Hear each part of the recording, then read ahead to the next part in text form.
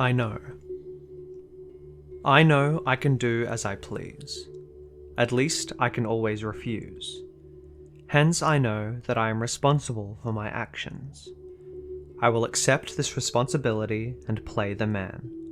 I will not be ever seeking excuses for my weakness. I know I do not understand all the secret springs of the acts of others, hence I will be charitable in my judgments. I know that what I know is to what I do not know as one is to infinity, hence I will try always to be teachable. I know that the past cannot be changed, hence I will make the best of it, and that I cannot control the future, hence I will not worry about it.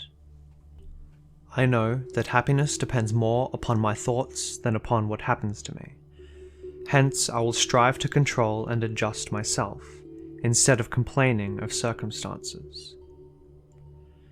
I know that the world is managed by a power and a will not of myself and greater than myself, hence I will try to understand and conform to it. I know I cannot cheat nor evade the laws of nature, hence I will seek to find out what they are and obey them.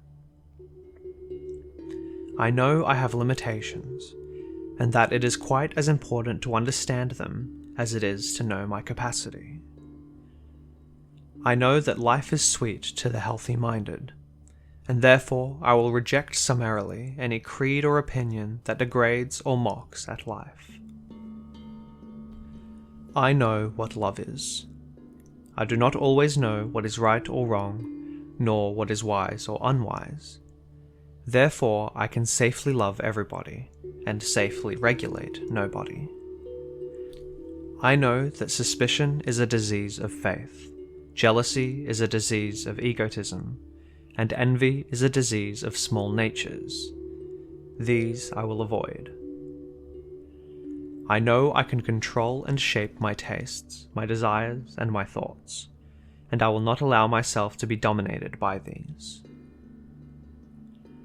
I know that no sentiment, no feeling is of value, unless it enters into the will and is expressed in action. I know that I will get from this world the equivalent only of what I give to it. I know that, whatever God may be, a constant effort to do right is the only way to secure his approval. Whatever wrong I have committed, he becomes my friend when I begin to do right.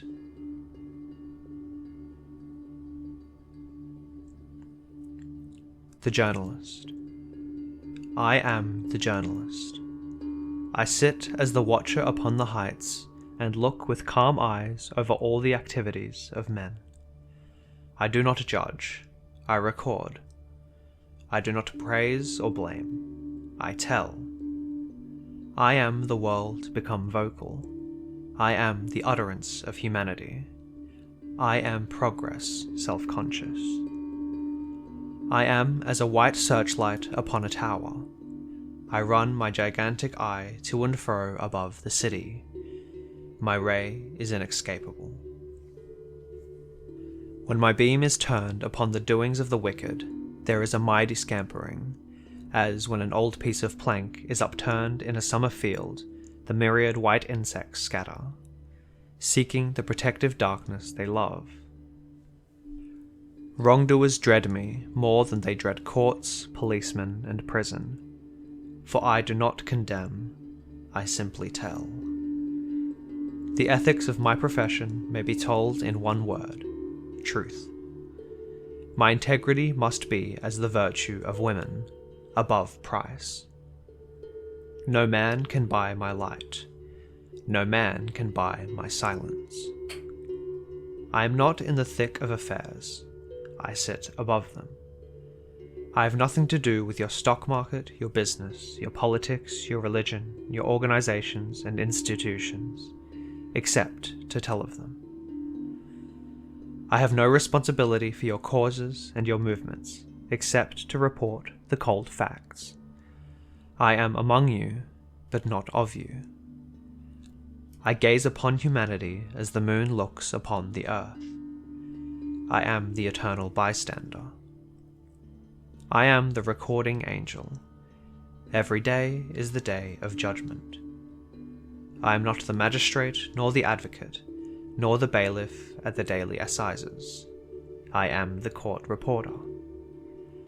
My business is not to teach my fellow men, not to lead nor influence them. It is to utter them. My voice has weight only as it speaks the heart of the people. I represent the invisible Tsar of a free people, public opinion. If I do not speak what the people think, I am dead. No amount of subsidy nor of patronage can vitalize me. I live, I have power, only as I represent the people. I am the flower of democracy. Without me, no people can be self-governing. They cannot become conscious of themselves. All tyrants, bosses, kings, rulers, all who would impose one will upon the many, fear me, for I am the roar of the multitude. I speak not for one class or another, not for the good or the bad. I speak for the priest and for the pariah, for the banker and the tramp, for the Jew and the Gentile, for socialist and conservative, for lawmaker and lawbreaker, for saint and sinner. I cannot be better than you all. I am no worse.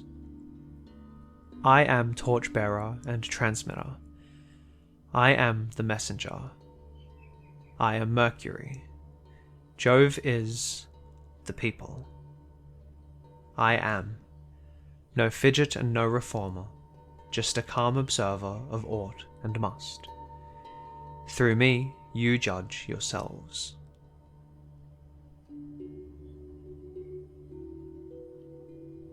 Bananas.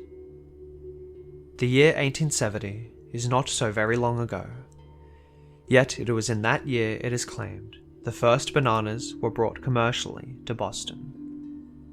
Whole fleets now convey this fruit from the tropics to the American states.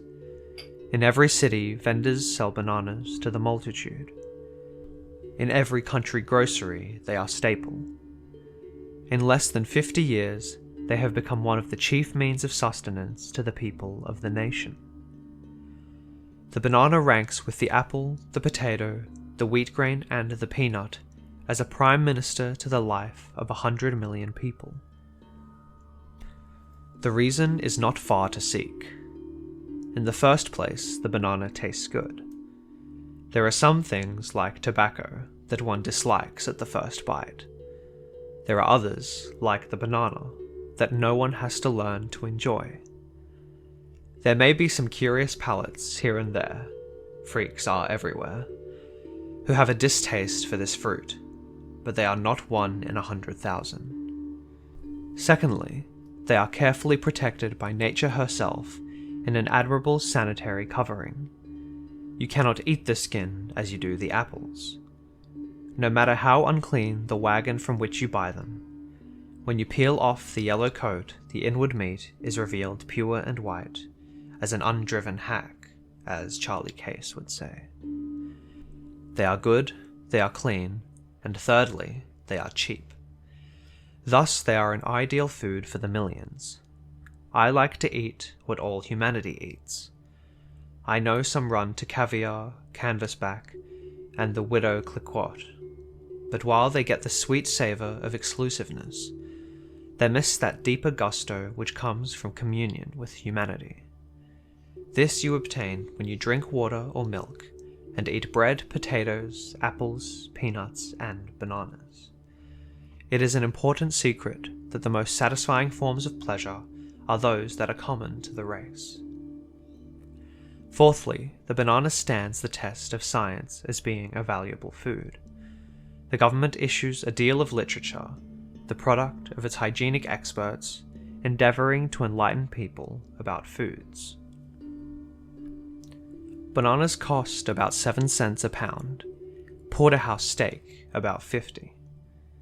John W. Beale states that in the states of Parana and Santa Catarina in Brazil, the inhabitants subsist entirely on bananas as food, and are famous for their strength and endurance.